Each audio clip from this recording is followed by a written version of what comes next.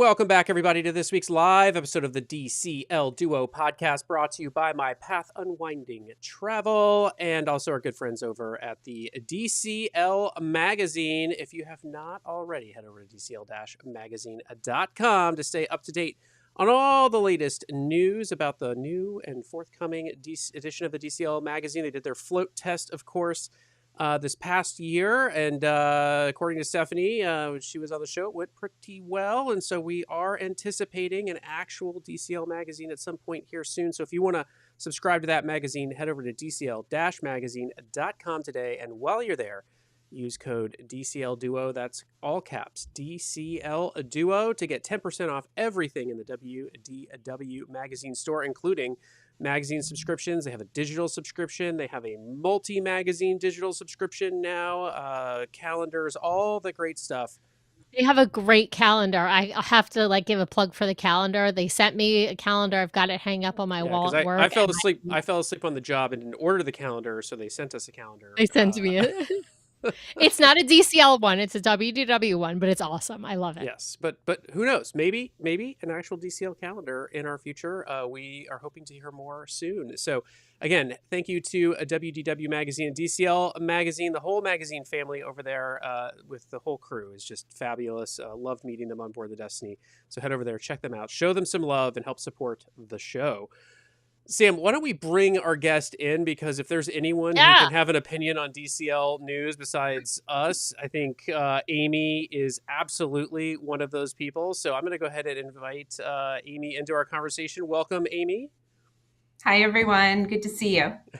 We're so happy to have you back, Amy. For those who didn't watch the previous episode with Amy, we did a great episode, and it was all about the etiquette on board Disney Cruise Line. And it actually is, I think, a great first-timer episode, as well as a great episode for those who just want to commiserate about all of the crazy and annoying things that our fellow passengers maybe do and maybe shouldn't do, with our recommendations and Amy's recommendations of what is the right way to do things or what is the kind way to do things. I loved the reaction to it, the video over on YouTube, because there were definitely some thumbs down, and I was like, okay, so you're the people who are using the towels to reserve spots for the show. So, right? Let's just be clear on who you are out there thumbs downing that video. So yeah. But anyway, we did a great episode with Amy. She is also a former Plan Disney panelist. So for those who don't know, it used to be called the Disney Moms Panel, and it was basically, and it still is, questions and answers, right? So anyone can ask a question on their website, and then a Plan Disney panelist will answer questions. And some of the Plan Disney panelists specialize in Walt Disney World, some specialize in Disneyland, and some specialize in Disney Cruise Line. And a few years ago, Amy had the, distinct honor, because it's super competitive actually process to get chosen to be a Plan Disney member panelist. And so distinct honor of being one of those fabulous panelists. So we're super happy to have her. So let's talk about some news. I want to bring up the first piece of news, and I'm wearing this shirt in honor of it, which is, this is a Duffy shirt for those watching. The Disney Adventure is in Port Canaveral. She got to Port Canaveral last week, but she's been kind of in and out of Port Canaveral over the last few days, and she's large and in charge. That's what we'll say. She just sailed in. Our friends Tracy and Michael were out at Fish Lips tonight for dinner. They went down from Orlando. They've been visiting Orlando for a couple of months, and they went down to Port Canaveral to eat at Fish Lips and watch her sail in this evening. So we got a great reel up on Instagram. We'll have some more pictures up soon, but we've got several pictures and reels from various listeners who've been down to Port Canaveral recently to see her. I will And say our I have quest to become the #1 Disney adventure podcast in the United States, since we won't get to sail ourselves for quite a while. Yeah. Yeah, but we are looking for guests who are going on those early sailings. I have a couple that I've been chatting with, so we do know some folks who will be on those early sailings. I know Luciana from Amo Cruise Disney. We know that Benji from Laughing Place will be on the Maiden as well. So we're gonna try and figure out who we can schedule for some live shows in kind of late March, because those sailings start mid-March. So the earliest we probably can get coverage is late March. We have heard they're not doing any preview, like media previews. I did just hear the other day. Not for US media. Well, yes, we're not sure what they're doing over in Singapore, but we know they're not doing any US-based previews for media or for travel agents. I did hear that there is going to be like a 4-night sailing out of Port Canaveral in a couple. I think it's actually leaves on Wednesday when according to the port schedule, she leaves on Wednesday, January 21st. For like 4 days and then comes back on the 25th. I have heard that that's going to be like a preview sailing or shakeout sailing, but only for Disney executives. For really high up people. We're also hearing that she's still quite behind schedule in a lot of ways, but that they're not going to delay the Maiden. So just a warning for those who are sailing in those early sailings. This could be like worse than the Wish in the sense that the ship may be less ready than the Wish was. And I wouldn't be surprised if there's some experiences that are just not available on those early sailings. So I'm not saying to people not to sail her. I'm just warning you, like if you're sailing her, just be kind to the crew. I just feel like they're going to deal with the brunt of people being mad that certain things aren't going to be up and running, perhaps. I've also heard that the theater is kind of small considering the number of passengers. And so I'm not sure how they're going to deal with that if people are only going to get to see one show, or if they're going to do some kind of virtual queuing system, ticketing, something like that. Because I'm a little bit worried for the live stage shows. Now, those are Seize the Adventure and Moana. So many of us have seen those two in the States on the Wish class ships, on the Treasure, and obviously for the Moana, and of course on the Wish Treasure and Destiny for Seize the Adventure. But there is a new show that's called Remember, and that is a Wally and Eva themed show. So that is the one that I think is going to have a ton of demand. I'm just going to continue to call this ship Chapek's Folly. I can only hope that they make like him the godparent of the ship, so that he can have continued direct connection with. I'll just say, from what we're seeing, this does not look great yet. I'm hopeful that Disney, I think she's going to be great. I think she's going to be great. She holds a lot of promise, has a lot of potential, but much like folks found Lookout Key to be a little lacking when it first opened up. I'm a little nervous about this boat, and I'm especially nervous given it's a new market.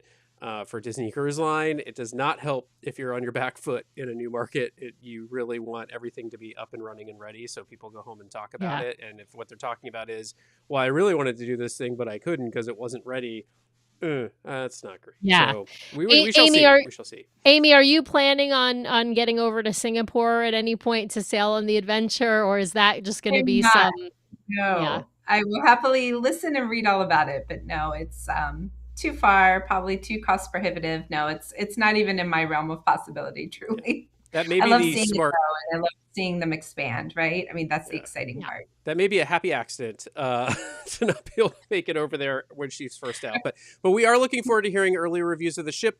I'm hoping to be fully pleasantly surprised and all of my myths dispelled and hear that it went off without a hitch. But yeah.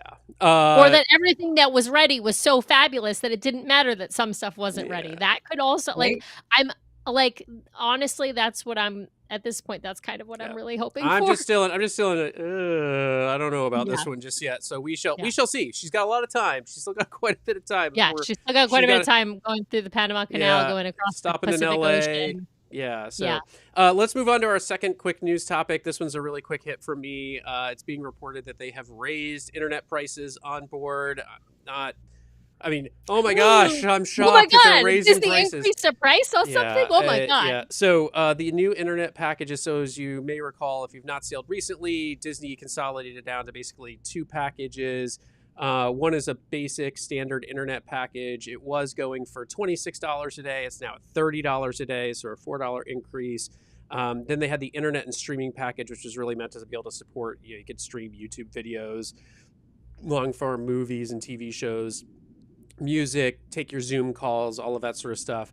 That package was sitting at $42 a day. It has gone up a whopping $7 to $49 a day per device. So just know these are per device packages. They're per day. You do get, as I recall, you do get some modest discount if you buy at length of cruise as opposed to by day. But Yes. those are so varied. It's hard to know what the discount is because it's dependent Yes. upon like how long the cruise is. The pro tip here, by the way, is if you need multiple devices, yeah, just log out of one to log in the other, or log into the other one and it will boot the old one off. You also get a bit of a discount if you're buying more devices. So one strategy we use to get our 3 phones collectively on the internet is we buy one package across 3 devices because that costs less than buying 3 individual device packages by person, and we all just use the same login.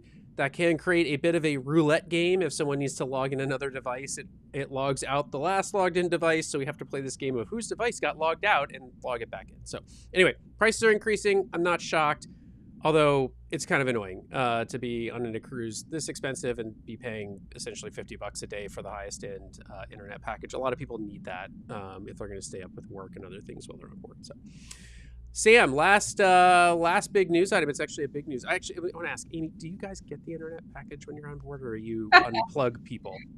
That's a loaded question. Nope. I swear by not buying the internet, actually. Totally respect that people have to or need to, whether to keep in touch with family or work, totally get that. But one of the reasons I love cruising is because I can purposefully not connect. The emails don't come in, I don't get pinged, that sort of thing. So no, we purposefully avoid it. So I'm saving my $50. That's why my mom started cruising. She wanted to drag my dad into a place where he could not use his cell phone for work. And so, he definitely sidestepped that by buying a satellite phone. So I will never forget the image of him on a Panama Canal cruise out on the veranda trying to get line of sight to a satellite to make work phone calls. But I do kind of miss the days of having to go to the computer lab and log into your Gmail account or whatever it was, and you get like 2 minutes and then you're like, okay, I don't want to burn through my minutes, but yeah. Yeah. Now we do have a couple comments I wanted to call out. So Ed is saying price increase will be worth it if they improve the speeds drastically. I don't believe they're increasing the speeds. This was out. They already have put Starlink on the ships. And so this is probably as fast as it's going to get unless Starlink updates something. This is going to be as fast as it gets. This is just an increase in price. This is not an increase in speeds or availability of internet. So sorry about that. I mean, obviously I didn't do it. I've found the speed to be, I've taken like I think Teams the phone speed is calls. good. Oh yeah. I mean, the only struggle I have is if you're on the highest plan nowadays, you really can do. There are places where internet is spotty, but that's not DCL's issue. It's just whether or not you got a good sight line. The only struggle I've ever had on the ships is trying to like do a podcast or upload a but even like social media videos and stuff upload pretty quickly. So, I've got a really super edge case here. I think most people are getting what they need out of it. And the speeds do vary depending on like where you are in the world, because they need that's why they switched to Starlink, I think, because they were getting more solid connections. But up in Norway, you're far enough north, you may not be getting the best connection. So Sam, last news item, a little bomb dropped from the Disney Vacation Club last week. Yes. Oh my God. Okay. So Disney Vacation Club decided to mess with our 2027 spring break plans because we're actually booked on the Treasure Eastern Caribbean, of course, because that seems to be all we book, but it's also what keeps aligning with our son's spring break. So we're booked for 2026 and 2027, both 7 nights on the Treasure Eastern Caribbean sailings. 2026 is going to go off without a hitch. We have, no changes there. But Disney Vacation Club just announced their DVC member cruise. It leaves Wednesday, April 7th out of San Diego. It's got a really great itinerary. It's a day, or goes directly to Catalina. Then it has a day at sea sailing up the Pacific coast to San Francisco. It's got an overnight in San Francisco, so that means 2 full days in San Francisco. Then a day at sea sailing back down south, hits Ensenada for 1 day, of course, in order to accommodate the Passenger Services Vessel Act, and then goes back to San Diego. It's a 7-night sailing. It's, as I said, it's a member cruise. So that means special presentations, special gifts, special performers, which, means like Ducky Williams and Broadway stars and San Francisco. Brian's been talking about sailing to San Francisco like for years now on the podcast, and like been wanting a Pacific Coast repositioning cruise. And a lot of them have just skipped San Francisco. So anyway, so important information here. Bookings open on February 28th, and if there's one to everyone, if there's one thing I could ding DVC and Disney Cruise Line over, it is that it opens to everyone on the same day, and you have to call Disney Vacation Club in order to book it. And I think that is a Saturday. Normally, they do staff the call center to handle the volume of calls coming in. But for something like this, I sure wish they would give some consideration to Castaway Club status with the cruise line for booking, so that those of us who have sailed longer have a better opportunity to get booked, because this cruise itinerary is so unique, and it's straddling spring break periods in a way that Disney Cruise Line has not always accommodated families with these DVC. I mean, DVC is not always still not great because because it's across 2 different weeks. So if you have spring break, it's either 1 week or the other, not the whole thing. This thing is going to sell out. I guarantee this one will sell out because it is so unique, and it's on the Wonder, and people are going to want to get some sailings on the Wonder, because I think everyone's sort of predicting she's not going to be long for this world as more ships launch, and so I guarantee this thing is going to sell out. It's going to sell out quickly, and so it's going to be a sprint to the finish here to get booked on the sailing, because everyone's gonna be calling in on the same day. So yeah, Amy, are you excited about this sailing? Are you excited about this offering? I am. The Wednesday to Wednesday is no good for me. Like you said, straddling those 2 weeks. But I agree. What a unique itinerary! It's really special. You have to get back to like your 90s, like Ticketmaster days and speed dial. Speed dial. You have to figure out the phone tree. But also, the other thing I should note, that we don't have a cost or point chart out yet, so you don't have to book it on points. You can book it fully on cash as long as you are a DVC member with member benefits. So that, I think it's blue card status, basically. If you aren't DVC, you aren't going to know what I'm talking about. If you're a DVC member, you'll know exactly what I'm talking about. But you can book it on points, you can book it on cash. We just don't know what the cost is yet. They haven't released that. And so they've said there's going to be some kind of special Disney excursions out of San Francisco. So the rumors and that I'm hoping for are things like the Disney Family Museum and Skywalker Ranch. And with 2 days in San Francisco, obviously there's a lot of opportunity there. And so if you look at so Dan is saying in the comments that you've seen the cost of previous member cruises and whether or not it's going to be comparable to the 2026 7-night Northern European cruise. And I said, I think exactly that. I think if you want to have a ballpark idea, DVC Fan, I think, has the points chart and might have the cost chart as well. But that's where I would look to get a ballpark idea. And then, of course, add a little bit because they always charge more year over year. So that's that one is happening. That DVC member cruise is happening, I believe, the first week of September this year. And again, it's a Europe cruise. I agree with Ed here. Expect at least a 5 to 10% price inflation. I also don't know when that Northern European cruise was. It's the first week of September. It's this year. So that's also a little different because kids aren't generally out of school for that first week of September. So now you're talking about more families potentially coming on. And then I saw the comment, the fact that it's on the West Coast might deter some folks. I think it's going to encourage folks. I think it's going to encourage folks from the East Coast who are going to have to straddle spring breaks anyway to say, well, let's plan a trip out to Disneyland and, then do the cruise and then go home or vice versa. Like I think this thing will go quickly. That's my guess. I mean, they may have some straggling inside staterooms or something like that. But I think the veranda staterooms, concierge, those things are going to go really really fast. Is my sort of prediction. So, Yeah.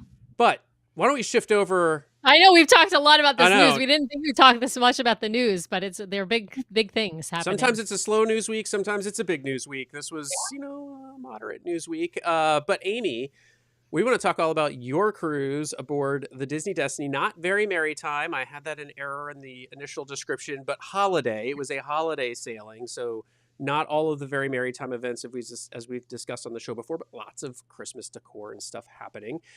Why did you book this cruise? This was your first sailing on the Destiny. Was this just to get on the Destiny? Like what attracted you to this sailing? Yeah, sure. Thanks. Well, we booked this relatively late for us. We booked this in mid-September, guys, for a Christmas sailing. Like that's crazy for us. But 2025 was wild. With my husband's and my career work, it was just insane. My husband is a federal employee, so say no more. He got beat up all year. Brian and I are in the tech industry, and we got beat up a lot, and it was just chaos and stress. So my son had 2 weeks off at Christmas, and we've said for a long time it's an ideal time to go because of that. And even when you take off work, you don't come back to a million emails because everyone is away, right? But it's an expensive time of year to travel, and you have to be limited on the weather and that sort of thing. So don't tell, but we actually researched other cruise lines because we were booking so late. Like they're less expensive, and you get I know, but I know how the story ends. Because we just wanted to be sure, like, hey, for what we're paying for late. But honestly, we were late booking with them anyway. And then we were looking at lousy dinner times. We didn't know what sort of port adventures would be available. And there were exciting itineraries, but just nothing seemed to fit. And with Disney, you know what you're getting, whatever the price ends up being, right? Frankly. And my son, who's 14, he was really gunning for Disney. I'm really excited for the Destiny. And I think all of you Disney parents know, like, if they're teenagers and they're into it, like, let's go, right?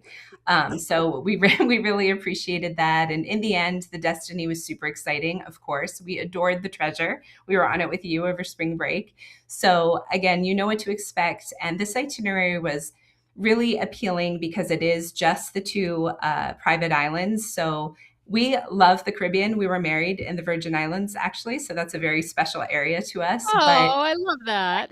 yeah, we could tell that whole story another time, but absolutely. So the Caribbean's our special place, and so we would love to see some new islands. But honestly, the thought of figuring out tours and running around, and it was like two private islands. I don't have to do a thing. Done. So that's kind of how we got here. And so I will say, the whole cruise, that was sort of our attitude as well. I didn't buy the internet. We were really into just relaxing. I was teasing with Sam, like, I loved all of your Destiny content, but honestly, I didn't even step foot in DeVille's. Like, don't talk about me. Next time, next time. We did do some things, but we didn't go crazy. So it ended up being really just what we wanted. Really perfect.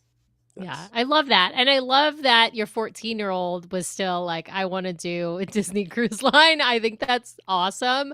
I want to ask Amy, which other cruise lines did you consider and look into? Because I do think Brian and I talk about this occasionally on the show, that we think it's important that people do the compare contrast to see what else is out there, even if they end up booking on Disney. But like, there are some other itineraries out there. There are some other cruise lines out there, right? That Disney just, is different than Disney. So yeah, which ones? I threw away that spreadsheet already, but I think we were mostly down to Royal Caribbean, certainly, and then Norwegian, I think we were into. And we did a lot of YouTube research and that sort of thing. But honestly, even showing my teenager, look, they have a climbing wall and a racetrack, and like, it was overwhelming to him. It was like, this is almost too much. Plus, of course, you're paying for all of that. And my husband and I, like, we like to have a good time, but the casino and the bar all night, like, that wasn't what we wanted either. So I think that's really in the end, and the itineraries and just, the mix of everything. One itinerary we loved, it might have been Royal Caribbean, and then it ended up being an older ship. So when I saw the YouTube, guys, it didn't have a bathroom door, and I didn't realize that was a requirement until I was seeing the room tour. Like, no. Wait, like the no shower bathroom tour? Right. No, not with my teen, but no. No, now yeah, now when you're sharing a room with a teenage boy, no thank you. That's like those hotels for a while that were doing this design thing where it was like, we're just going to make the whole room like the shower. So everything's tiled. There's a big drain in the, and it's like, no, I want a shower, a sink, Yeah. and a toilet. I don't need them all combined. Who knows? So we'll I keep looking. No, I have an open mind, but this is where we landed. And of course, we're super happy in the end. So Yeah. it's good. I personally like a toilet closet, let me just say. I'm gonna put that out there. I think that is the most important like, in a hotel, I wish we had that in our house. We don't, but, I love to have a toilet separate from everything else. I We were, just we think were, that's what I love about Disney Cruise one of the things I love about Disney Cruise Line, not the only. we were just looking at VRBOs for a Hawaii trip, and I was like, Sam was almost sold on one just because it had these like the high end Japanese toilets. So, Nice. yeah. Yes. Yeah. Oh, yeah. Yes. Good. I love it. I love a fancy So, toilet. so got your deck up here, Amy, and for those listening after the fact, if you want to see the fabulous PowerPoint presentation we're going to walk through, so you can get a little bit more information and some some imagery around the discussion, just head over to our YouTube channel. The live shows are all up over there. Looks like they swapped out a C day for the Lookout Key day, so you ended up going to Lookout Key at the very end. I always prefer to have the C day right at the end for the packing, so you're not feeling like you're getting off the private island and trying to pack. But do you know what drove the switch and or yeah? So we got this email Friday. It was a Sunday sailing. So, the Facebook group's all a drama. But honestly, it was a beautiful thing. So they said it was because of projected high winds. So we appreciate that they were forward looking there. And what you can't tell because the screenshot doesn't have the dates, it meant we were going to be on lookout on Christmas Day. Yeah. And now I don't mind a Christmas Day at sea, but that seemed pretty special. Yeah. So that was great. And then honestly, in the end, it's interesting like how the fates come together. Our new day at sea, where we should have been at Lighthouse, there was a medical emergency and we went back to Fort Lauderdale. So I was thinking, thank God for that family, because if we were all the way down at Lookout, like I don't know if we could have done that. It might have turned into a helicopter for them, right? Like we were just zigzagging around between Florida and the Bahamas, and we quickly went back to Fort Lauderdale and got back to sea. So fortunately, you probably would have ended up at Nassau to drop off the passenger, or maybe a helicopter, as you said. Yeah, I mean, because you would have been further away, and probably if you were sort of in the midst of Lookout and Castaway and Lighthouse, I mean, it would have been closer, obviously, to go to Nassau. Eleuthera does have an airport, so that probably would have also factored into things. So, yeah, that's a possibility as well. But I don't know if they have a full hospital. Right. But point is, they switched this just a few days before, and it was no issue to us, especially because we didn't have true port adventures, right? I mean, Disney takes care of everything. So, and it was kind of nice to have the days broken up. As you see, we had island, 2 sea days, island. So, yeah, we had to pack Brian, but like it was okay, Life's always better on board a Disney cruise. So yes. Amen. Yeah. So this is a fun story. I know you all wanted to hear about the new cabanas. So we got a Mickey and Minnie Cove cabana. And yes, I'm just a gold member, but we did. So these were being constructed, and everyone's activity date had long passed. And no one saw an announcement, right? Not even from influencers or an email or anything like that. But some kind soul, again, in the Facebook group, you guys got to join these things, said, hey, cabanas just opened. Like, what? So I was there, on my phone one night, and it was quite the impulse buy. I was like, oh, I'm getting one of these. I don't know what's going to happen, but I have to book one. And it was fun because they were almost all available. They had like numbers, 1 to 31 with only a handful taken. And so then I was going into a deep dive of, what number do I want? What's the layout? I remember you messaged me and I was like, I'm so sorry, Amy. I don't know what number to book because these are brand new and nobody's been in them yet. I think they ended up opening up a couple of weeks before you went, right? But like when you messaged me, we don't know what the numbering system is or anything. Yeah. So I picked 21, as you see in my screenshot. That's my birth date number. And it's just like my, sports jersey number 100 years ago. So it was like 21, lucky 21. And in the end, it was a beautiful location. So I see Vanessa's comment as you are coming into, and I have a map here we can show later, but as you're coming into the cabana area, it starts with 1 and then goes out. And we were at 21, and then it would start to curve around. And so maybe the last 10 start to curve where they look back down the beach. But that's how they are. The lower numbers when you first kind of get off the tram right there. So it ended up being a great one. They have restrooms, which I also have a picture to show you of because they were so nice. Around 16 is kind of where the second new bar and the restrooms are and things like that. So we were really pleased with that location. So I snagged it and was really, really excited to do that. We ended up sharing with a friend, and I'd like to tell you more about that in a minute too. But Awesome. yeah, Christmas details. I mean, again, I'm an island girl, right? So we knew we were going away at Christmas, and that was a balance. But of course, it was such a treat if you've been on any of these sailings to see this fun mix of holiday things. And some of our other podcast friends even put together a playlist of all the tunes that are out there. So we loved listening to the tropical Christmas music too. It was really special. Oh, I love that. I have to say I do love the decorations that they put up on Castaway and now also on Lighthouse, for Hmm. the holidays. It's just really it gives it, like, well, of course, it's, tropical vibes, but then Christmas vibes, like, mixed together. It's really quite a lovely display, and they often tend to go up, as soon as Halloween season ends. So sometime in November, they get those decorations up, and then you get them all the way through all those maritime sailings. And as we said at the top of the show, this wasn't an official maritime sailing because the Destiny was on her inaugural season. She still is. And so they don't do those themed holiday sailings during that time. But of course, because it's Disney and because it's Christmas, and this, of course, was sailing on Christmas, they make sure that there are decorations on board. I believe they loaded in the decorations on like December 3rd or December 4th on the Yeah. Destiny. So right after, all the previews finished and the maiden, and I think it was like the fourth cruise or something like that, that they Yeah. loaded those decorations in. And we've got this great map, and we've got a circle of that's where the That's Minnie where and we are. so Hmm. that's the Mickey and Minnie Castaway cabanas. Because if for those, well, I can't point to it, but if you see where the Y is on Castaway, if you just go a little bit above that, that's sort of Yep. the end of the oh, no, go back. Go No back. So if you worries. see where the Y is, where it says Castaway Key, right above the Y is sort of the end of the row of the regular family cabanas, that are the original, however many cabanas, I can't remember, 21, I think, cabanas. And then they added these Mickey and Minnie ones. And these are actually on the beach that is attached. I mean, it is the Serenity Bay beach, if we call the west coast of the island there that one whole beach. So it's Right. the very southern tip of that sort of western part Yeah. I of think that may Castaway. I think that may be north as actually oriented Oh, geographically, but maybe. yeah, I don't who A little knows? on the sad, I'll far left say, side. I've never been to Serenity Bay because we always go with our only son and we just enjoy the day together.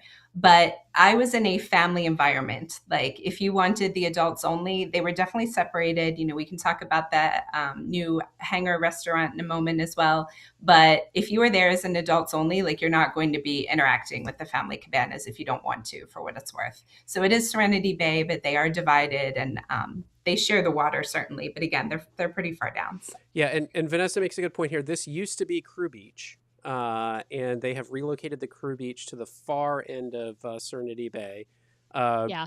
It is more private, as Vanessa points out in the comment for them. But we have also heard from Crew it's further away for them to get to, so It it is. takes more time. Yeah. And a lot of them actually take a bicycle down to get over there because it is kind of far. And I know that because if you want to run more than just the Castaway Key 5K, you're going to be running down to basically where the Crew Beach is. There's that path that goes past Serenity Bay, and you hit that Crew Beach, and then you see where their entrance is, and you could even kind of peek in there, even though it of course you're not supposed to go in there.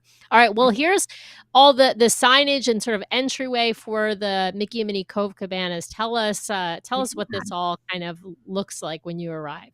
Absolutely. And I see some good questions in the chat. I'll answer them as I storytell here for sure. So, real quick, I want to share after my impulse buy, and frankly, it was Christmas. We were keeping it, our family of three or not, but they hold up to 10. And so I debated, like, what are we going to do, right? A lot of times you want to share a cabana to save the money and just, sprinkle that pixie dust on others. It happened to be, thanks to these online Disney communities, right? There was someone else that was a friend in the Facebook group.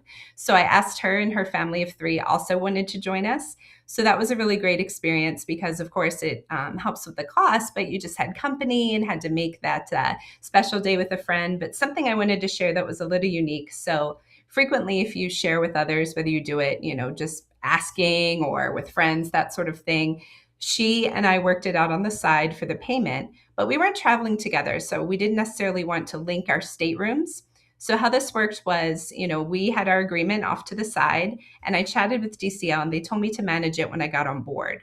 So I got on board, and even though you book cabanas under Port Adventures, don't stand in that line like I did. Go to guest services because Port Adventures can't help you, actually. They said, I'm sorry, I know you booked through us, but it's not our thing now. So guest services easily added her just to the cabana reservation. They dropped off wristbands to her room, and then they could independently arrive, right? We didn't have to wait for them that morning or that sort of thing. So it was super smooth. But just a tip, yeah, it's guest services. I didn't know. So that was really Yeah. great. And yeah, then with your arrival, I'm sorry, go And ahead. they can sorry, I was just gonna say they can also split the payment for the cabana as well with guest Mhm. services. You Yes. you can do it yourself, you can split the cost however you want. You can what we have done when we have shared with others, as Amy mentioned, up to 10 people. The regular price is for like 6 people, and then it's like a X amount for each add-on person up to Mhm. 10. What we have done is we have done just a per person split. So if like we're a family of 3 and we're with another family of 3, we've just done it 50-50.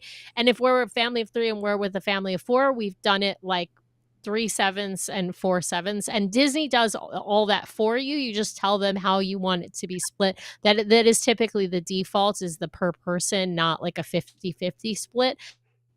But Sure. we've done that with you can do it with guest services, you can do it, the concierge hosts are also sort of, have access to that, and they're your servers when you're at the cabana is actually the concierge service team. So just if you need to, liaise with them, they're super helpful even if you're not sailing concierge, which we've done cabanas both while sailing concierge and not concierge. Sorry, go ahead, Amy. No, sure, sure. So once you get off the ship, of course, you take the tram. For this one, you take 2 because you take the Serenity Bay tram as well. And then to answer a few questions in the chat here, right where I took these pictures, cabana guests only, you cannot pass beyond that. So there's a cast member with an iPad checking you in. So to answer your question, Vanessa, you couldn't really get to the Oh Boy bar because it's past this area. So I'll show you in a few slides where that is. But it has this adorable village. It's like, oh, I want to live here because it's just so quaint. You walk behind there. You check in. They have everything you need. You could get a bike for free if you wanted. There's no upcharge there walking along. And to someone else's question, no, you really can't access the original family cabanas. I know on the map it kind of looks like they're connected, but they're not. So you can't get over there. Nice. So yeah, I mean, we arrived, and if you know anything about us, we rope drop everything. So of course we were like first off the ship. That's how we do it. We are maximizing our cabana day. We got our fun pictures at the Christmas tree, and off we went. So here we are, lucky number 21. Something I was really impressed with is, again, like we were on board, and I added my friend's family. Disney didn't know about them until the day before or so. And she had an 18-month-old. So when we arrived, without any prompting, they had a pack and play for her, and they had the baby sunscreen and beach toys and that sort of thing. So, that was really personalized and very special there. So they're Oh, adorable. Of course, that's fresh great. paint. They're I also didn't know new. about the pack and play. That's like Yeah. because we've never sailed with a Right. baby. So that's awesome that they'll do that for you because the baby's probably going to take a nap while you're out at Castaway. Yes, yes. Well, funny enough, when I reached out and said, hey, would you like to share this day with us? That was kind of her one condition. Well, can we nap that afternoon? Absolutely. This is, perfect napping. And as you see, it's a beautiful, beautiful place. I thought it was quite large. Again, I've not done another cabana, so take it for what it's worth, but I thought it was quite large. Lots of seating, lots of shade. There's tons of beach space. I'll show you some beach pictures in a moment, but particularly where we were, just as the cabanas start to turn, we just had so much space there that I think you can't, shout out enough. I think we all know at Disney, cruise parks, anything Disney, you pay for exclusivity or speed, right? Time is money. And so having that much space to yourself is just pure luxury. So again, it puts you in that like relaxation mode immediately. Yeah, There I was was so gonna. much. I, I'm I was sorry, gonna. go. Well, I want to make one comment, but I have a question for you. So the cabanas are identical to those that exist on the family beach today. There's nothing more Mhm, other than being newer. There's nothing more unique about them. The sure. photo you have down here in the bottom right, and then what you were just mentioning, like how far away from the ocean were you? Because this looks like a much longer distance than what we're used to from a cabana. Yeah. I have some more beach pictures in the next slide or two, but ours was further back. We had more like a deeper beach because of where we were. They start to go at an angle. I think the lower single digits are probably closer. But yeah, here we are. You can see to the beach. Now, this was not a problem. Like we had a ton of beach space, but every cabana was full and I hardly saw a soul. I mean, these are like prime time photos. We had so many beach chairs, really great for flexibility. My son loved that hammock.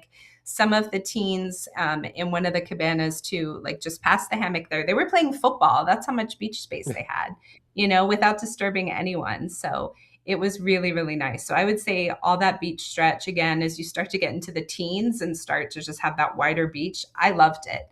If you have a little one and it's very tedious to get to the water's edge, certainly you might want to be closer, but we loved it. I mean, I didn't feel like it was far or anything like that. That's for sure. And it looks like Yeah. it's stocked with all the telltale amenities of Yeah. a cabana. Here are Yeah. all the amenities. Yeah. You've got your cold towels, which frankly, in December, we didn't need. It was pretty windy that day, but delightful. I mean, we were still in the water and fine, but cold towels in the summer would be amazing. All your drinks, the towels are different, if that matters to anyone, than the regular towels. Feel a little plus up. There on the left, I have pictures where we had the mats and the rings and an outdoor shower and that sort of thing. So again, it's those little luxuries, right? Like I remember many cruises ago, we would, oh, everyone needs a tube. So silly me is like trying to carry 3 tubes all the way across the island. Like we've since learned it's your party minus one is how many floats you need, guys. That's kind of so that was It's so really true. nice It's to the have. same as how many chairs you need. You don't need Yeah. a chair for everyone because not No, everybody's sitting on a chair And at once. and for Yeah. those who don't know, in the upper left here, they have gotten these pads working in the cabanas. They they worked off and on for a while in the early days when they first installed them. Then they kind of really weren't working at all. Then when they opened up Lookout and they put the cabanas there, they really came into their own with these sort of little in cabana pad models where you can just like order yeah, stuff directly through the screen. So it's great to see these working. exactly. Yeah. Yeah, no, that was fantastic. That was a lot of fun. So for that one, you could customize the music as well. So we kept it on our island Christmas playlist. We loved that, but you could adjust the volume, which she certainly used for the nap time. Yes, you can order things. You could by order, I mean like you could order more fruit, you could order more chips or the granola bars, more soda. We did order more soda and drinks at a certain point and perhaps something else. You could order alcohol as well. And so they had a pretty specific menu. But then if you wanted something else, like a custom, sort of drink, then they would come and see you. So it was really nice to have. Yeah. Nice. Sounds like a fabulous day at the cabanas. Lots of folks I asking mean, questions about the yeah, the let's barbecue do and it. how it works. Yeah, so like talk us through the Hangar 98 barbecue here. Sure. So again, we rope dropped 11:30. We were there, and so there was there was a small queue. Again, this is not a problem, but just it was interesting the flow of things because at first there was a short line. It's a small-ish space. Again, I've not been to Serenity. I don't know the before, but here's the current, the after. But it was cozy and lovely. I didn't find it cramped. And as you can imagine, everyone's in a good mood, right? Like we're living the cabana life. We're pretty happy over here. So people were friendly, like polite in line. It moved pretty quickly. But I did notice by the time we were finished eating, like there was no line. So if you don't rope drop, it flows pretty well. I thought, and my whole family felt, the food was really great quality, like a step up from Oh. cookies.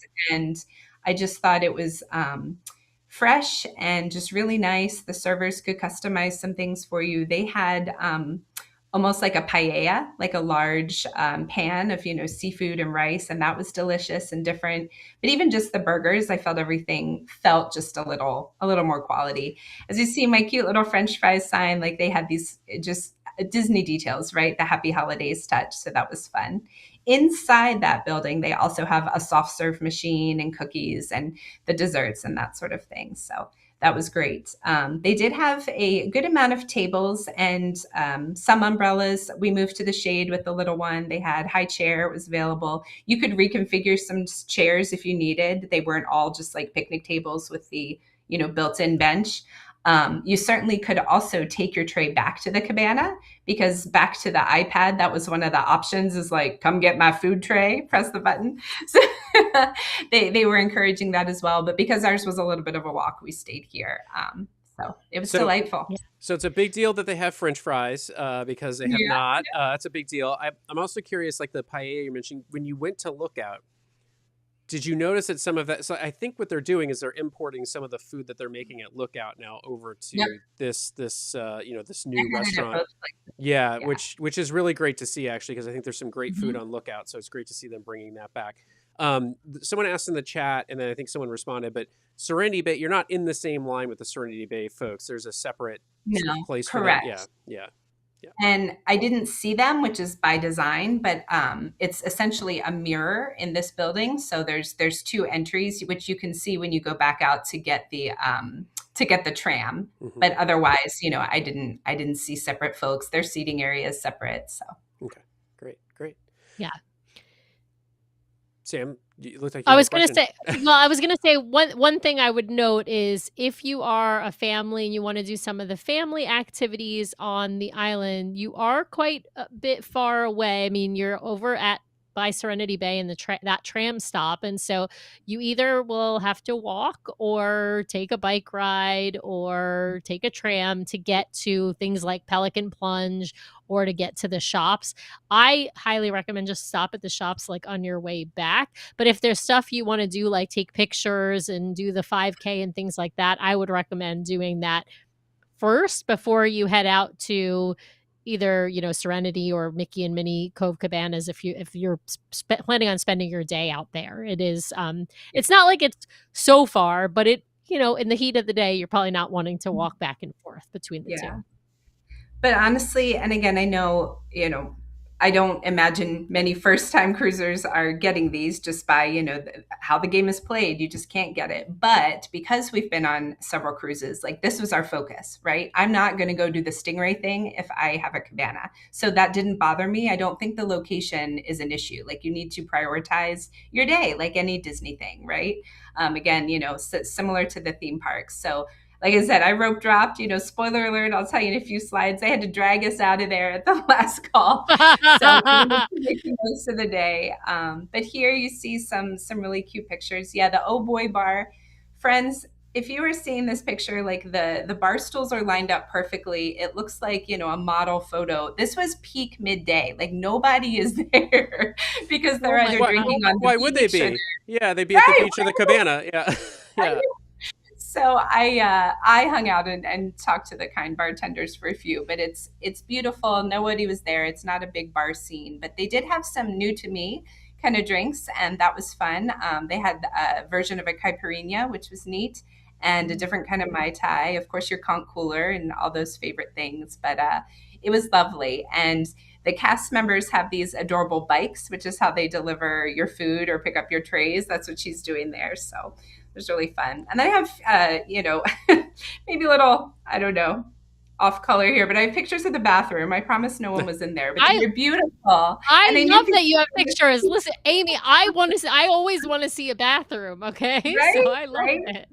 But especially, the ones near Cookies too on Castaway, I mean, they're fine, but they're beachy, right? And they're older. So I wanted to show you, these are polished and brand new. Someone asked about AC. Again, it was December, so I wasn't noticeably hot and cold, but I'm sure they are. Like, they are. It's a very nice building. And they have a good changing table, as you see there. Really, really beautiful. Something fun I didn't take a picture of, but I should have. When we travel and we use like our cups, right? We're always taking our cups, and you're in the airport and you refill it, and it's like the filter's red and it's like 1 million bottles saved. Okay, so the filter's green here, and it was like 120 bottles saved. It's so new. It had such a small I love that, I right? love that Sports. they added this bar, because one of the complaints that's been happening with the cabanas on Castaway is like the drink service is really slow on those cabanas, the existing cabanas. And so it's good The to see them family band. yeah, it's good to Yeah. see them recognize that, like, hey, we need more bar capacity over here to support these cabanas rather than just trying to handle them through whatever normal bar traffic they have. So I'm glad that they added the bar. So yeah, yeah, Yes, yeah. Yeah. yes. Well, And let's head to the my next cruise slide. drink of choice is the Moet Ice, and they do have their own branded plastic cups for that, so you can still enjoy that on the beach. Love that.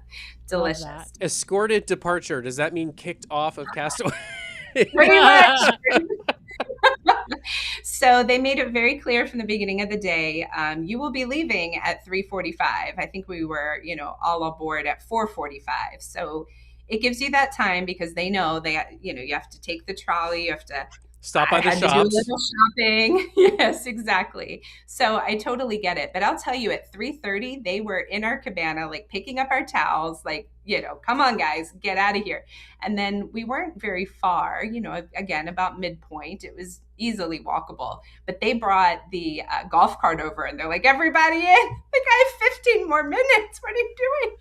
And we were polite, so kicking and screaming, they and we were truly some of the last people. I think I respect Yeah. others might have had enough of the day, like it's fine, but no, You were I was hanging. sucking the marrow out of the day, Amy. I Yes, get it. Yeah, but it was it is. heavenly. Listen, it's a premium too. It's a premium experience you're paying for, and I take your point very seriously. Like when when we have gotten a cabana, I'm not spending my time at Pelican Plunge or in the Stingray Adventure. I'm spending my time in that cabana, in front of that cabana, in the water by that cabana, what Well, have you. on our very So, first cruise, we were we were I spoiled. won't even We say were spoiled. I won't even say gently escorted out. We were like literally they're like, get in the golf cart, we're taking you We're back like, to the kick ship. back. Like we Yeah, didn't realize yeah. you were still here.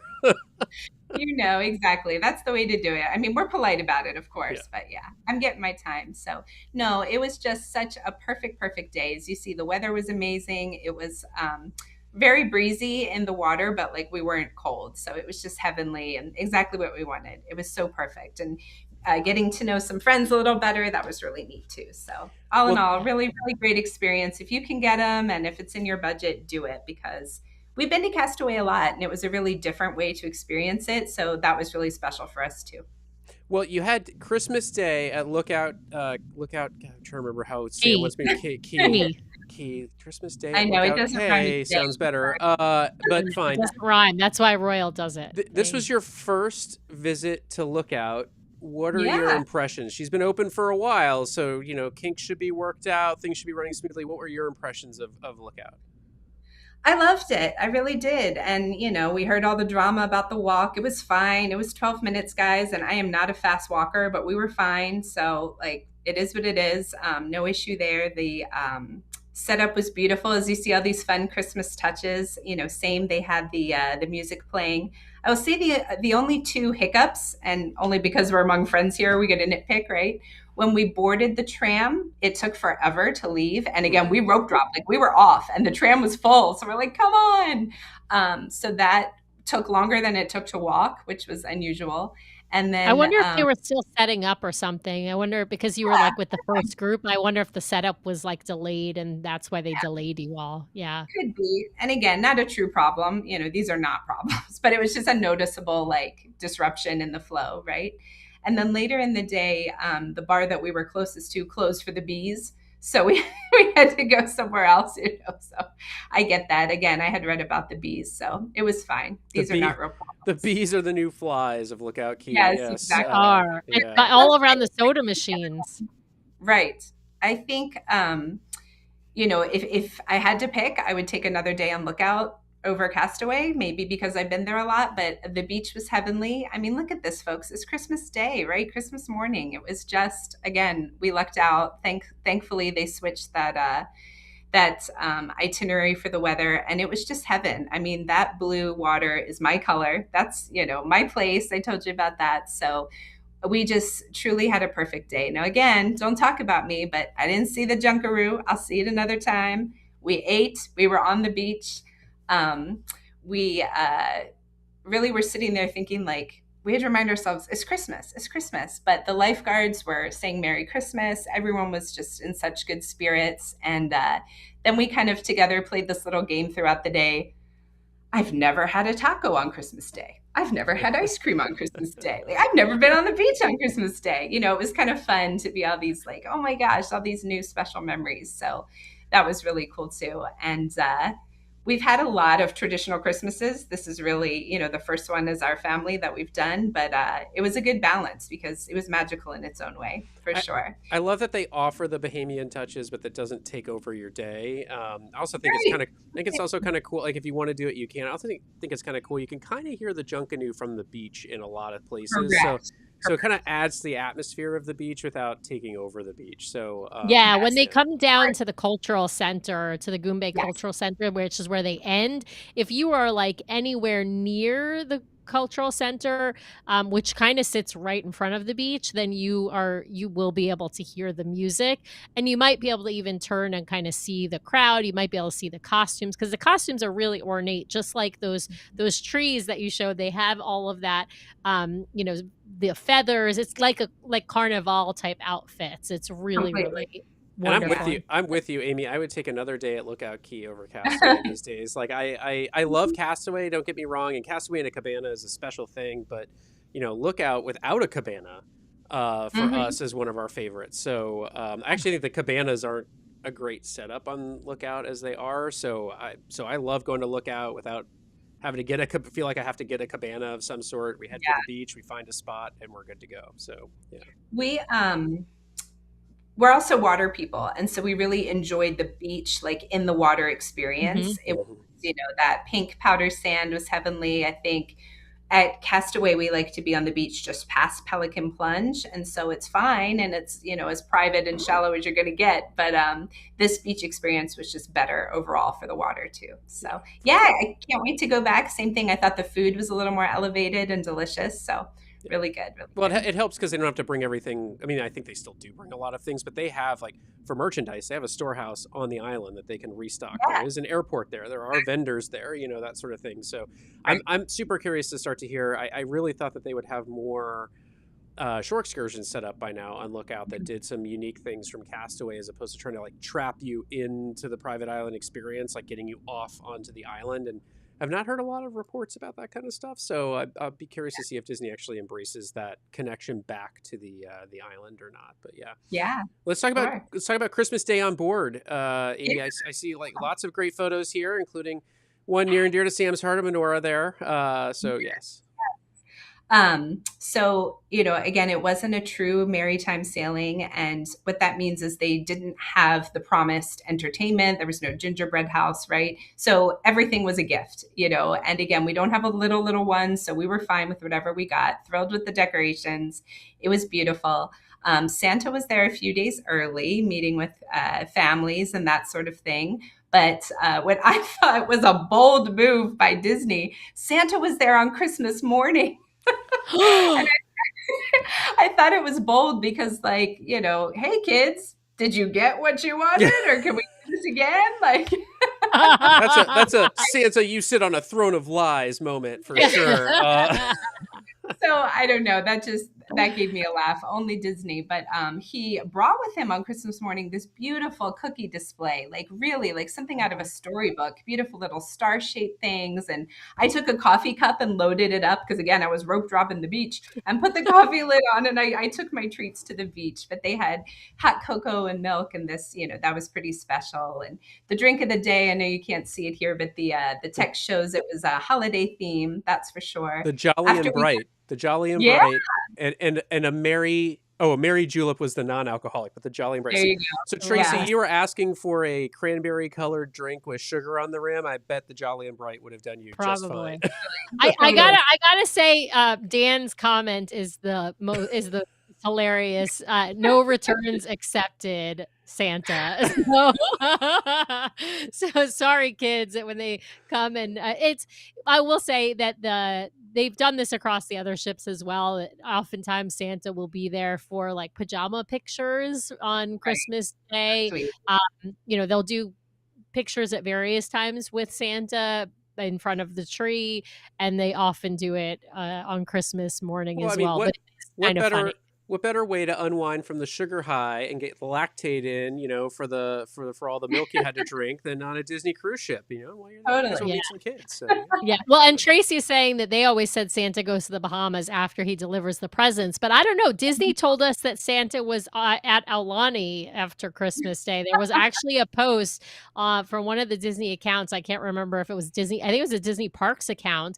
And it was literally showing like the back of Santa's head. It was kind of like a quarter view, and he's sitting in like a lounge chair in front of Aulani. And I don't know. We were there at Aulani, I will say. We saw Santa on Christmas no, the day before Christmas Eve. So we saw Santa on the 23rd at Aulani. We didn't see him sitting out on the 26th. I'm just saying. Oh my goodness. Well, I will say here, I also put this picture because I'm sure many of our Disney fans love the Muppet Christmas Carol as I do. So we got back on the ship after being on the beach, and there it was on Funnel Vision. So that was as Christmassy as it's going to get to me. And yes, for the menorah, of note, Hanukkah was the week before, but I wanted to share this to show you all. They kept this up all week, and I thought it was beautiful. Maybe the last night, perhaps we were on board, but all the same, it was nice to see that sort of inclusion. And at one of the picture backdrops I wanted to share as well, they weren't all Christmas. They had some beautiful like snowflake backdrops and that sort of thing. And one night there was a family in front of us, like one of these, big families with all the matching pajamas, and they were like Hanukkah pajamas. And it was just so fun to see. And they had head boppers, and it was a really neat thing. I love that. I have made was, Brian and Nathan wear Hanukkah pajamas on occasion. So right? It was great. It was great. I will say again with the flow and just like Christmas stuff, something that stood out to me, but I'm a details gal, was the lines, of course, for photos are long, as they always are, but maybe more so for Christmas because you had big groups.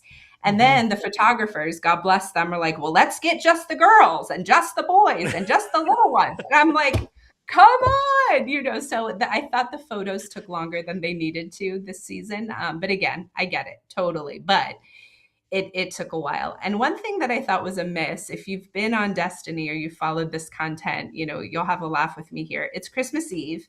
And, all the families were dressed up. That was our semi-formal. We're taking Christmas photos. But the same time, right before dinner, Maleficent was there with the green lights, which make your pictures look bad, and her music. And I'm like, it's family Christmas Eve photos. Like, guys, someone didn't look at the schedule. This was a question I had for you, legitimate, because like the Destiny is so unique in her theming and her leaning hard into superheroes and villains. Like, did you feel like it interfered with kind of the Christmas decor a bit? Because the treasure, whatever, it works on the treasure and on the wish. We can all have our opinions about the color of the Christmas tree, and there's a right answer there, but I won't get into it. But for the Destiny, I was curious how well it would gel together with everything that they're using that atrium stage a lot more of heroes and villains in and out. Like, how did it work, or did it get a little awkward? That was the only time it didn't. That's where I was like, this is wrong, guys. And the green is distorting people's photos. Like, they needed to space that out a little more. But otherwise, I didn't find it disruptive. And again, with not true very merry time, like we had light decor maybe, and it was really just the atrium. But no, I just feel like that one experience, we were all there. Maleficent's doing her thing, but the music, and I'm trying to take a picture by the fireplace, like it was just a mismatch for me, but that's okay. Yeah.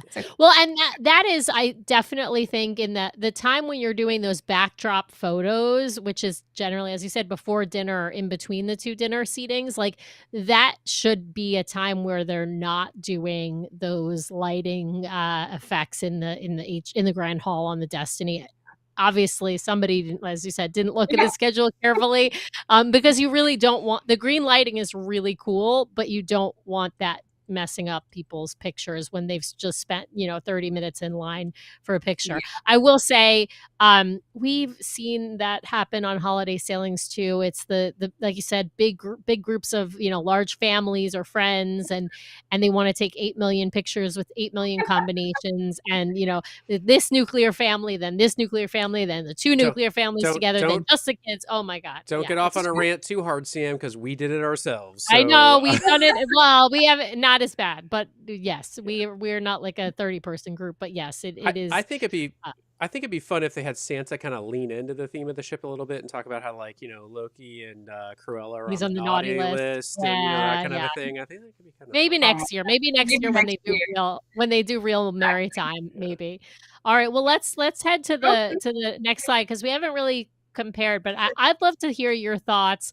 You've been on the Treasure as you reminded folks. You were on with us back in April, and then you were on the Destiny. So really good comparison. Just not that far apart. Um, what did you like the Destiny more or less than the Treasure? What would you say like sort of the biggest takeaways for you were about the comparing these two ships that are similar and different in a lot of ways? Yeah, absolutely. Well, as the funny Instagram posts go, I would say I'm more a size 7 night plus cruiser. So, I squeezed into a 5 night, but I'll always prefer a longer cruise. So hands down, right? Like just take me to the sea. So the Destiny, it's not her fault. She can't help that. I would say like this is a silly thing that will change over time, but the merch on the Treasure, like I couldn't get enough of it. I love that teal. I don't think I bought a raincoat that says Destiny and it's blue, like the purple and this. I love the different collections, but they weren't for me. I wasn't like, oh, I got to have everything the way I can be sometimes at the parks. So the Treasure styling was more our vibe. Man, don't come at me. I think Moana versus Hercules is a tough one. I really loved the Moana, like the puppetry and the different, elements to it. Of course, Hercules, you just love the energy, that sort of thing. So the shows were both fantastic and brand new. I will say on the Destiny, I preferred the Lion King dinner entertainment, but I prefer the Plaza de Coco food. Mm. So Oh, interesting. Okay. it's kind Well, of a toss up. The Treasure will always win just because 7 nights or more. But they were both fantastic. You can't go wrong. That is for sure. And I thought I was, and this might be just because I didn't follow it close enough, but my expectations going into the Destiny were that it was going to be more of a Star Wars at sea kind of theme where like Loki takes over the ship and you have to pick a side. And I thought there was this whole thing, but it wasn't. At least not that I caught. Maybe I didn't do enough to really engage, but I thought there was going to be more of a being involved in the story. So I wasn't disappointed, but my expectations were off. So I love the theming of the Destiny for That sure, but it wasn't as much as I thought it was going to be. that was the rumor, and I think the Mm-hmm. reality became operational, and so they sort of shifted the like there was all the rumors you were citing beforehand. Oh, they're learning, and they did. They brought a lot of like Star Cruiser kind of elements into the ship because they had people from Star Cruiser kind of in the Imagineering and operations side as a part of the Destiny's development. But I think what it morphed into was those meet and play moments where Mm-hmm. you kind of get the one-on-one time with the character in Yeah. a setting that's more bespoke to you, or at least the group that's in front of them, as opposed to oh, you're just getting a photo with them or whatever. Yeah. So I well, think and there are those atrium shows where he does sort Yeah. of, but it where sort of Loki kind of takes over and takes stage, but they have sort of a starting and an ending point, right? And they don't continue that story Yeah. throughout the entire cruise. So yeah, So definitely an real excellent quick point. though, I've never been on the Star Cruiser. I meant Star Wars Day at Sea on the ship. Mhm. Like oh right, that yeah, was a whole story whereby, Yes. the ship was taken over and that sort of thing. So that was kind of what I was envisioning. But yeah, I mean, all good. Again, you cannot go wrong. I think quickly too, Fort Lauderdale maybe wins over Canaveral. Not that we can pick these things, right? But it was so easy and really smooth. So I thought that was, plus one for the Destiny. nice. Definitely. I wanted to, your last slide I know we have here is about Vero Beach, and I wanted to ask you to like how does this pair or does this pair well with a cruise, and does it pair better with Port Canaveral versus Fort Lauderdale? I'll be honest, I'm a little bit clueless as to where Vero Beach is. Mm. Because I've never been there, and so I know it's in Florida, obviously, but South I don't know south of like Port Canaveral. It's on the same okay, coast, just south. okay, so but like You're I don't showing know your West Coast side. but yeah, I don't know. Like, is this closer to Port Canaveral? Is it closer to Fort Lauderdale? Like, what if you were giving a recommendation for somebody to go to Vero Beach? Like, when is the best time to go?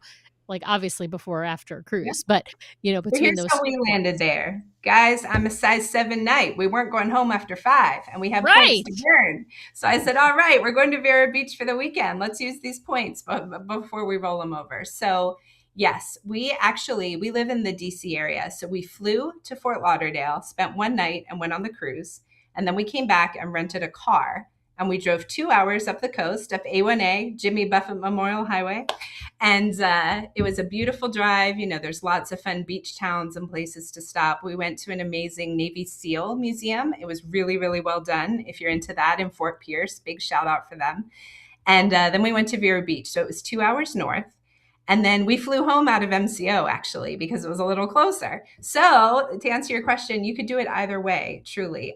It's not very far down the coast from Canaveral. So really, as far as it suits you, it's great. I think the theming is more subtle, Disney. If you've been to Hilton Head, it's kind of similar in those vibes versus like the Beach Club Resort, right? Which is just a little more amped up Disney, which was fine with us. As you see, they had the Christmas decor. It was beautiful.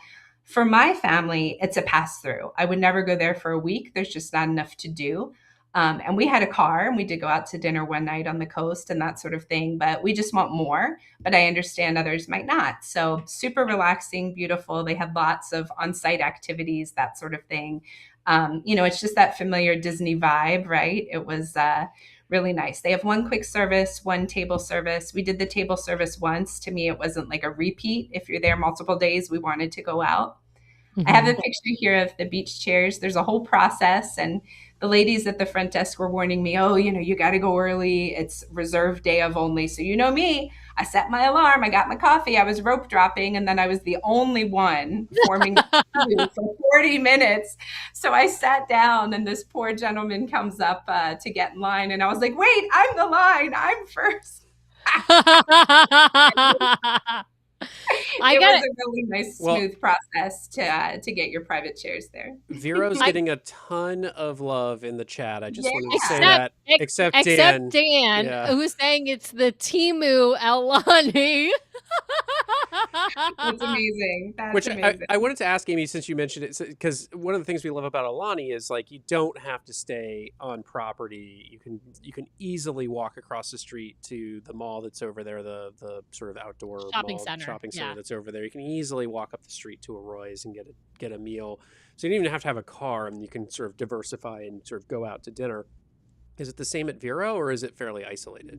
No. It's not isolated, but it's fancy homes and resorts. Like there's nowhere else to go. My boys rented bikes and they did go off, and that was fun. And they saw some nature in other communities. But I would say like you're going to have to Uber or get a car to truly enjoy like these other beach towns. And they're all nearby. It's not a problem. Yeah. But from the Destiny, for example, we took our cruise shuttle back to the airport to rent the car because that's where you had to rent it. And then I returned the car to MCO. So that was fine for us. I know some folks don't want to drive, but you definitely need a car, I would say. Yeah. Well, Amy, let's wrap things up there, except with one question. I mean, you are like us. You have something else booked in the future, I'm sure. And so, like, what's next for you and your family with Disney Cruise Line? Where are you headed next?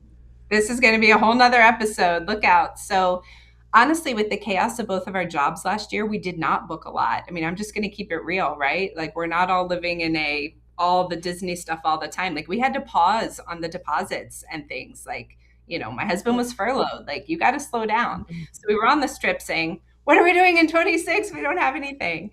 So I think we're really close to Alani for the first time because I have amazing. And so I booked 10 days, which I don't think I'm going to keep, but I booked 10 days and we're trying to figure out what to do.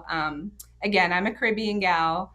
I am an East Coast gal. And so the flight terrifies me, or multiple flights. It's so far. It's expensive. It's a lot, but I'm sure we're going to do it. So I'll be back for all your tips and maybe first impressions. I'd love to hear how you find it as an East Coaster, because I think it is a hard trip. I mean, our friends Tracy and Michael, who it's are a with long us, trip. It's a long trip. It's a long trip, but I think there's something about the Hawaiian Islands that just makes them like everything you want. the Bahamas and, the Caribbean to be, but just there's something about it that makes it just a little bit more special. So It's I think you're going to love it. magical. Yeah. You're gonna love it, Absolutely. and honestly, Amy, like, 10 days is awesome because when you are traveling that far, like, Oh from the my East God. Coast in particular, you want and also you're gonna want some days where you're just staying at the resort and maybe you'll walk to dinner at Monkey Pod or something, but you're gonna want some days where you go off property and explore Oahu. It's an amazing island. We, of course, just released we did an audio only episode Mhm. about our Aulani trip just a few days ago.